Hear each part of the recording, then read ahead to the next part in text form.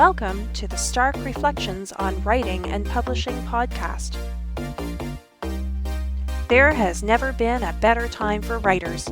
More information, options, and opportunities are available to you, but navigating these requires insight. Join Mark Leslie Lefebvre as he draws upon more than a quarter century of experience as a writer, a bookseller, and a trusted book industry consultant to explore and reflect on the writing and publishing landscape to help you make informed choices on your writer journey.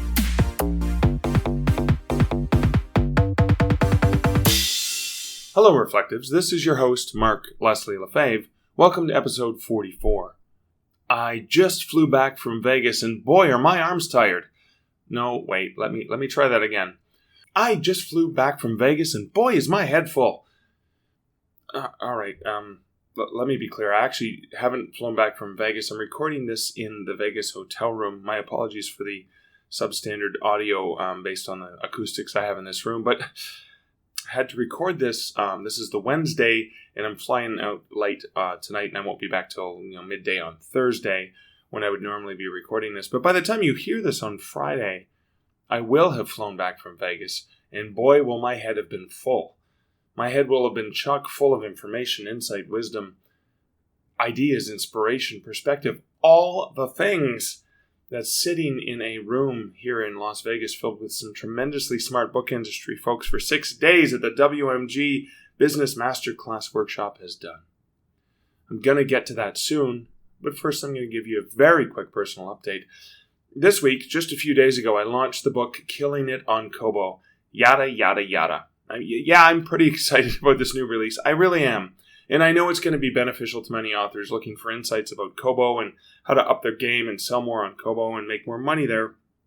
But as thrilled as I am about this new book, I don't really want to talk about that. What I really want to talk about is past week I've just had. That's how powerful it's been. Yeah, I have a new book out. Yeah, I should be blah, blah, blahing about it. But the things I've learned, the perspective I have gained is far more worthy of talking about here right now. So I want to jump right to that. But only, of course, after I acknowledge this episode's sponsor, Findaway Voices. And it does have something to do with this week here in Las Vegas. Findaway Voices came up quite a bit at this week's WMG Publishing Masterclass. At least one of the attendees shared with me how she went through the process of pushing her metadata from draft to digital through to Findaway Voices, which is an automated process, and seeing how simple and easy that process was, then uploading her existing audiobook content, which she owned all the rights to, through to Findaway, after sending a notification, of course, to Audible that she wanted out of that 7-year lock-in exclusivity on that platform. Now, she was pleased with the simplicity and ease of the process, and also of the flexibility that she now has in terms of setting her own price for the audiobook and selecting the broadest channel of global distribution for that audiobook. And you can learn more about how you can take advantage of that through Findaway Voices at starkreflections.ca/findaway. As I mentioned, I spent the last 6 days at the WMG Business Master Class workshops in Las Vegas, Nevada. There are some amazing overviews of the business of writing and publishing, and they're led by Dean Wesley Smith and Christine Catherine Rush. I was honored to be considered what Chris and Dean called their third anchor for the workshops. That's amazing, but I'm as equally honored to be sitting alongside such incredible, knowledgeable, insightful people as Kevin J. Anderson, Rebecca Mista, David Farland, David P. Vandegrift, a.k.a. The Passive Guy, Damon Courtney, Christina York, Andrea Pearson, Donna Cook, Lauren Coleman, T. Thorne Coyle, and so many others who contributed insights, wisdom, knowledge, and perspective. And here are just some of the topics that were covered at this year's Business Masterclass. Trends, overviews, and essentials. What does the future hold? Hollywood, contracts, copyright, fiction IP valuation, estate planning, audio and podcasting, gaming and writing for games, rights licensing and fairs, author branding, social media, discoverability, author cash flow planning, business structure, catalog management, corporations for writers, negotiations, and so much more. My head is spinning just listing those items, but I spent hour after hour after hour taking in a fire hose of information on all of these subjects. And this episode is my attempt to try to figure out methods for dealing with such a thing. Sure, it's great that we can take page after page of notes and great ideas and things to do, but how do you deal with that after leaving such a conference or such a workshop? This podcast is about how to deal with that for your own leaving of a conference or a workshop. You've got all these pages of notes, all these ideas. You don't know where to start. You're not even sure how you're going to get all of these things done. The whole idea here is stop for a moment. Don't get overwhelmed. Here are some of the ideas. And there are even things that we talked about at the workshop because that's an important element of when you take in that much information. So step one, I would think, and this is kind of the first thing to remember, the very first thing when you get back from a conference like this, is take a deep breath and acknowledge the time, effort, and the investment you put into this. You did this. You did it. You committed. You paid. You traveled. You sat through the intensity of it all. You took in all the information and you survived. That's worth a celebration. That's worth acknowledgement. If, like most of the attendees, you were overwhelmed not just with the information inflow, but with being in a large room of other writers because you're probably introverted, you're not alone. That on its own can be emotionally exhausting. Take the time to take a breath, congratulate yourself that you did it, and then pause before you sit down with the information that you're taking away from the conference. Step two, maybe the second thing to remember. A lot of things were talked about, a lot of things were heard, a lot of things were shared, a lot of perspectives and insights were relayed to you.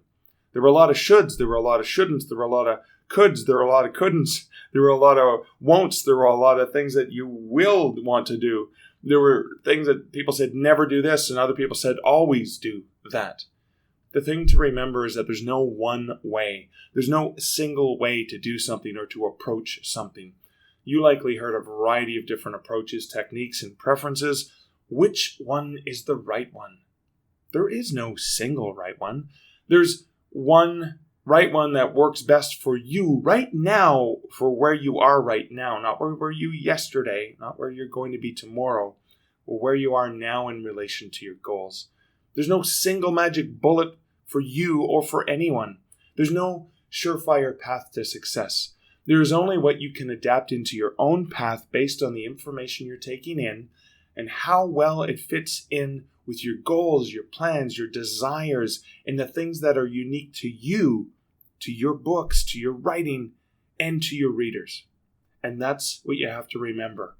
So you're not going to agree with everything you hear, and that's okay. Because what is the truth for one person may be a different, modified truth for another person. They may have a different perspective because their goals and their customers are different, and that's okay. Take the information, see how it fits or doesn't fit into what you're trying to do, and either work to make it fit, or basically maybe it's something you're not going to want to pay attention to, and we'll get into that in a little bit. Step 3, I guess the third thing to keep in mind, I still abide by the mantra, and I took this from Michael Connelly's character Harry Bosch. The mantra that everybody counts or nobody counts. This past week, there were a good number of us listed as the official speakers at the conference. I read out their names earlier. As I mentioned, I'm honored to be respected in that way by Chris and Dean. But there wasn't a single other person in that room this week sitting in the audience that I couldn't learn something useful and valuable from. And I did. During the break sessions when I was chatting with others, during the evening sweet networking time, during the casual walks in the hallway to the washroom or down Fremont Street to grab a drink with other writers, during the scheduled lunches, during the ad hoc other meals and the social time. I learned an incredible amount of things from the other attendees and writers. You should never get to a place where you believe that you know so much that you can't still learn from others, regardless of where they are on their own writer journey. You can learn from those who've been doing it longer, decades longer. You can learn from those who have just started. And you can even learn from those who are about to begin their own journey. Everyone brings value, information, perspective, and wisdom. or nobody brings it. I try to live by that philosophy. It helps to keep me more open to the possibilities that I am always able to learn new things, and I always do learn new things because I'm open to learning them from anyone and everyone. Now, here are some of the other ideas tossed around during our near last triage session towards the end of the second last day or the last full day of the conference. Ask yourself these questions when you're looking at all the things, all the ideas that you wrote down and want to do, because it can be overwhelming when you look at the list of them. Here are some of the questions. Where do I want to be, and what are my goals? Will this help me achieve those goals, or will it help me move closer on the path that I want to be heading in towards those goals? How will this help me with those goals, or how will this help me with that path? Can I do this? How can I do this? Am I going to do it myself, a DIY? Am I going to outsource the work, i.e. a virtual assistant or other professional that I need to hire? And can I afford the cost? Now, there's sort of two ways of looking at cost, because there's a cost for doing it yourself, that's usually time, and there's a cost for outsourcing it, which is usually money, but it could also be money and it could be time as well. Imagine training the person into your path or your processes that's going to cost you money as they're doing the task, but also cost you time to get them set up. Another important element is something I remember Andrea Pearson said. It's great to take in information, but it's another thing just to sit on it, because hesitation can be our enemy. You've got to decide to act, she said.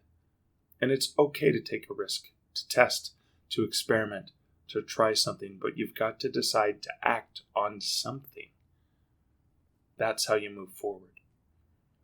Now, there's this element that a group of writers and I shared over lunch one day, and I think it was Louisa Swan who said it best. There's often talk about work needing to be fun, and that if you enjoy your work or you have fun, you'll never work a day in your life. It's kind of neat. But Louisa reflected that the work can actually be hard sometimes, and not at all fun, but a necessary part of that work.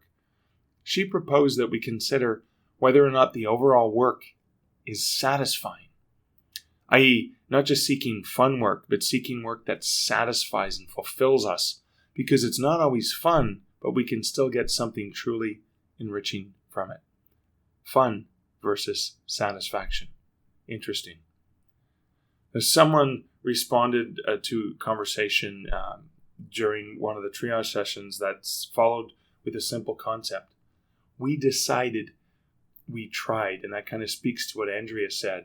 They decided, they tried, they moved forward. I like that. And I think it was T. Thorne Coyle who liked to look at tasks and checklist items as potentially being one of the following, and she listed them. Eat, feed, drain. So this is kind of how she approached it. How much time and effort or money will this task eat? What is it going to eat?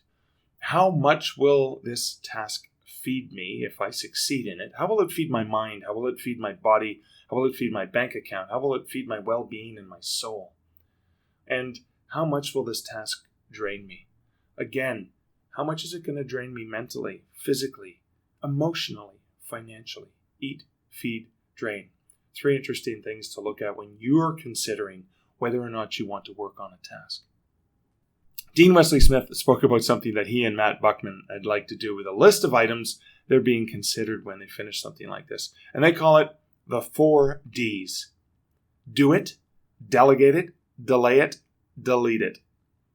Think about that. When you look at a list, decide if you want to do it. And if so, do you want to do it yourself, or do you want to delegate it to someone else? And do you want to do it, but not now, because maybe there's limited time or resources right now? Then delay it. And if you don't think you'll do it for personal reasons, maybe because the time resources are not there and might never be, or maybe in a way that you don't find satisfying, or perhaps it's not in line with your goals, then maybe just delete that task and move on. Don't let that stall you or delay you or prevent you from moving forward. You do it, you delegate it, you delay it, or you delete it, and you move forward. I like that.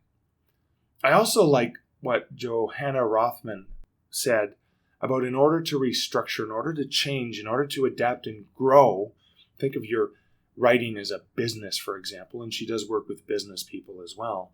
Now, one technique you can use is you drop 20% of what you do every year so that you can take on 20% of this new thing you want to do. It's difficult to change or more difficult to add to an already full plate. So decide what 20% you're doing and what's not bringing value and decide to dump that, to drop it. Then you have space for one of those new things that you wanted to adapt into your structure or adapt into your business plan or adapt into your daily or weekly or monthly processes. And finally, I hearken back to the slogan that Dean and Chris had hanging in the space in one of their original WMG publishing office workspaces where many of these classes used to be held, at least when I first started attending them with Dean and Chris, and they were a much smaller size. And the slogan on the wall says this: you are responsible for your own career. I really like that. Your responsibility is for your own success, your own failures, your own future. You're responsible for it, nobody else. Take ownership. Define what your own success is. Steer the ship of your writing path because you're responsible for your own career. You need to own it. You need to take it. You need to be it. There's so many notes, so many ideas. I have a lot of work and a lot of planning ahead of me, like so many other authors from this workshop do, like you likely do if you've just returned from a similar conference or workshop or class where you've taken in new information. Now, hopefully some of these ideas and reflections on how to adapt that information and insight into your plan have given you some ideas on dealing with the firehose of information, how to sort through them and come up with something on how it's going to work for you, what you want to implement, how it's going to fit into your plans and goals, and what to put on the back burner and what to decide not to worry about or even just discard because it's not for you. These are just ideas, just a few. Some of them might work for you, some might not. That's fine, just like somebody's opinion or somebody's approach doesn't work for you. That's okay. They're just ideas. You can take them, you can use them, you can leave them, you can discard them. It's up to you. You've got this. Just give yourself credit where credit is due for committing to learning these new things and wanting to take control of your own success as a writer. That first step of wanting to take control, wanting to learn, and being willing to use that knowledge is among the most important. Well, that's it for this episode. I'd like to close this episode by saying thank you to the patrons of this podcast. The sponsorship pays for my hosting fees, but your Patreon contributions, which you can participate in for as little as $1 per month at patreon.com/starkreflections, demonstrates that you like this podcast enough to want to support the time it takes for me to produce each episode. And this week, I'd like to thank new patron, Maddie Dalrymple, as the latest Patreon supporter. Thank you, Maddie. Welcome aboard. And thanks to all the Patreon supporters for your continued support. Your support does mean a great deal to me, so thank you so much. And thanks also to you, the listener, for being reflective and listening to the show. I'm delighted that you're giving me your time and your attention. Thanks for being here. Now we're done. Thanks for listening to the Stark Reflections on Writing and Publishing podcast. Until next week, and until episode 45, this is Mark Leslie Lefebvre wishing you great writing and good Stark Reflections. Thank you for listening to the Stark Reflections podcast. You can find show notes for each episode at starkreflections.ca.